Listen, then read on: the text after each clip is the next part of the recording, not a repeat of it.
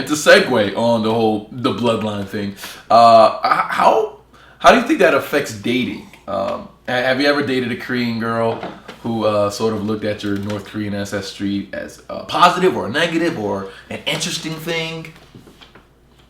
Well, for dating in Korea. In Korea, yeah.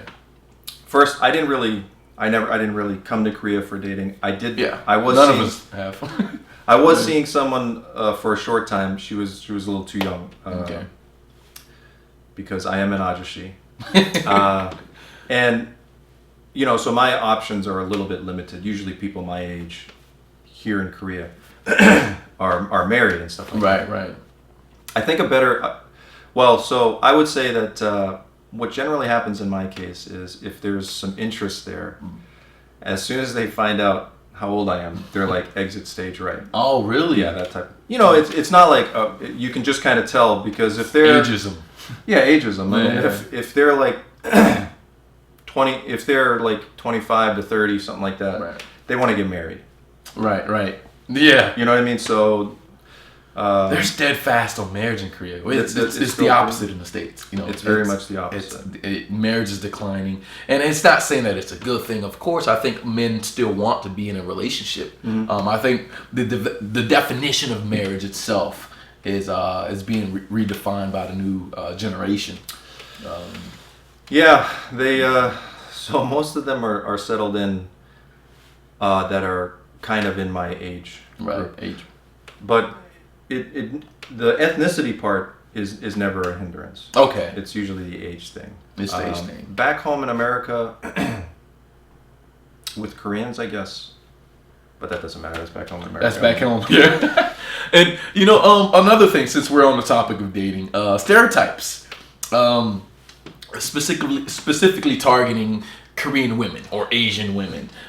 They're seen as submissive.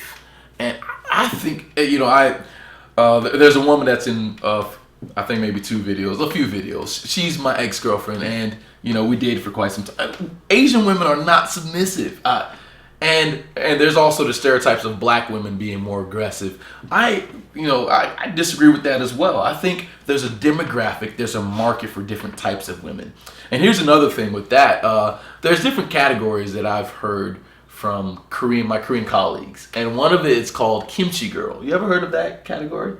Kimchi girl. They in Korean accent, kimchi girl, and it's basically a woman who utilizes a man only for gaining social capital. So if he's able to get married and provide her with that sense of economical security, that's all she looks in for a man. So they call her a kimchi girl, and she does different tactics to lure men, and a lot of it is just for status. Yeah, it's disrespectful to the man who wants to marry a woman who loves him as well. It's funny you said utilizes a man. It's such a good term. We are the tool. Yeah. But what do you think about that? Like Asian stereotypes in regards to Asian women as being submissive. Yeah. I mean, I've never really seen proof of it. Right. In growing up in America and stuff like that. I mean, by nature of where I'm from, I mean, the girls that I dated were usually white. Right. When I moved to New York City, then I started dating a little bit more. I had one girlfriend that was a girl that I dated that was Korean, from Korea here. Right.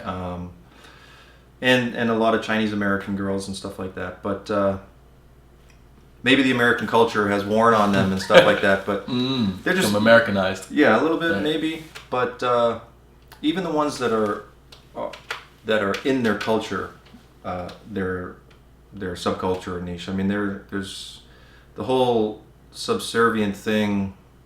I wonder if I think not there. I wonder if it's if people are mistaking that with American women being more independent, seeking more power in a relationship, whereas a lot of Korean girls I've seen, or the grand narrative with that is that Asian women see family and sacrifice as more appealing to satisfy a man. So she'll do things just to keep him happy and whatnot. And I wonder how that correlates with one being more, submissive and subservient than the other.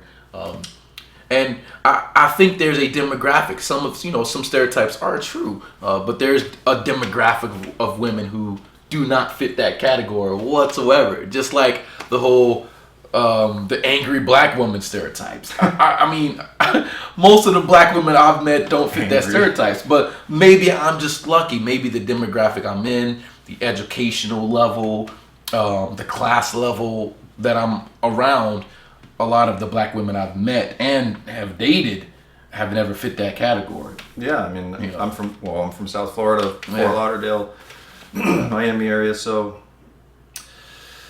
I think that's the benefit of being from a country like America is you get to you are really exposed to all these different cultures, and so you get to see that in the final analysis it really does, and this isn't just cliche and stuff. It really boils down to that person, and there are some influences that come from culture and stuff like that. I think I've mentioned this on a video I did, but if you're a guy and you're thinking of coming to Korea to find a girl because they're more marriage minded or they're more subservient or something like that compared to American women, you're going to be disappointed. In fact, there's a couple indicators that you want to look at. I mean, the divorce rate in Korea is going up in a rapid way. The other thing is there's soon going to be a declining population in Korea, just like Japan. Already is. Those trends are there. So it's going to be in the next few years, maybe the next 5 years, decade, something like that. But the birth rate is low, so sooner or later it's going to catch up. So those are indicators where you're saying, well, the reason for that usually is because the country's getting richer, and women are becoming more empowered than in the dark days where they were just kind of like kept in a room and that type of thing. So they're educated, they're becoming more powerful and influential, so they just want to do their own thing more. And that's another thing, the hierarchy, the age hierarchy. Women have to listen to the mother-in-law, and there's this huge respect, expectation, and that is correlated differently from the States. If you have a horrible mother-in-law, the wife will let you know, like, I hate them. And they go at it because we value individualism a lot. But all in all, from my experience, I think it's the character of the individual. There is some truth in stereotypes, but I think my biggest problem is when people carry this stereotype as this sort of absolute truth. I think dating in Korea, dating as an expat, is just fascinating because you do come across different expectations, different ways of thinking in regards to the opposite gender. And we don't know anything about gay dating because we're heterosexual men, but I'm sure there's some stereotypes within the homosexual community as well, so I don't want to completely disregard and leave that segment out of the conversation. And that's pretty that's an element that's different than America. That's pretty faux pas here, I think, still. Right. The whole gay dating thing. Yeah, that's huge. I actually met during the Busan Film Festival a gay activist. And he was such a really cool guy. And one of the things he asked me is like, hey, how do you like Korean girls? I'm like, but aren't you gay? And it threw me back because I wasn't used to talking about dating with a gay man, let alone a gay Korean man, about dating Korean girls. So we had this discussion about it. Yes, I hope you enjoyed the series. If you have any comments, of course, please write it down and make sure to share the video. Make sure to visit Tom's channel, Soul Tea, and make sure to visit my channel. I will have the link up somewhere up there. I don't know where, but it'll be up there. And I'm sure he'll probably share his video as well. Any closing arguments or? No closing arguments, but also my website is the Red Dragon Diaries. Red Dragon Diaries, and my website is called the Vanguard Element. So we are very busy men.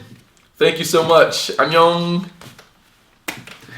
Peace. Peace. And 반갑습니다. 반갑습니다. 네.